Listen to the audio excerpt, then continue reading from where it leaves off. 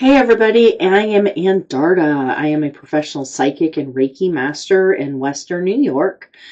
And I'm going to be talking about Friday the 13th. Before I get into that, I just wanted to remind you all that I do have a couple of online classes coming up that you might be interested in taking.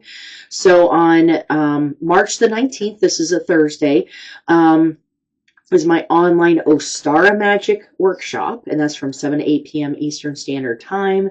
And then also Thursday from 7 to 8 p.m. Eastern Time on the 26th is my online household magic. And this is all about how to cleanse your home, how to put protection up around your home, and things like that. Now, each of these classes are $20 a person, and so you just need to register with me in order to get the link for that class. Okay, so Friday the 13th. We actually had one last month. We have one this Friday as well, and then we have one more in November. So we have actually 3 Friday the 13th this year. I don't know if you realize that or not. But this is a huge fear for many people. I think that there is, like millions of people, 17 to 21 million people are so terrified of Friday the 13th that they may not leave their homes, they may not go to work, they may not fly, they may not do any of their daily activities because of the fear that something bad can happen to them. And so I just wanted to talk for a few minutes about that.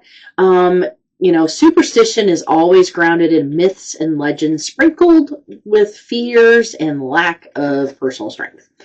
And so just to let you know, this is a big one. So triskaidekaphobia is the fear of the number 13. 13 is often seen as an unlucky number in Christianity because of the Last Supper before the crucifixion. There were 13 people at that meal. There's the Knights Templar that were arrested on October 13th of 1307 by King Philip IV of France. Believe it or not, the number 13 is also considered bad luck in the Hispanic and Greek cultures, but on Tuesday, not on Friday. Just an FYI. 52% of hospitalizations from accidents happen on Friday the 13th. Apollo 13. That's definitely a big accident right there. And also, there's an estimated $800 to $900 million that are lost on Friday the 13th because of the people not wanting to leave their house, go to work, buy things like that. Now, and also another thing that may be scary to people is that 13, the number 13 in the tarot deck is the death card, and so therefore people tend to freak out over that because they don't understand what the death card actually represents. Some athletes and musicians, such as Taylor Swift, actually see the number 13 as a good thing, good luck, not bad. And so I've just talked about all of the different ways that, well, not some of the ways that Friday the 13th has been seen as scary. But believe it or not, the number 13 in ancient societies was actually seen as a very positive, sacred number. Why is that? Well, there are 13 lunar cycles in a year, so the 13 full moons. And this is directly related to women, too, as far as their menstrual cycles and their powers. There's often seen as 13 witches in a coven. That's, a magical number for covens. And the number 13 represents divine feminine energy, transformation, and rebirth.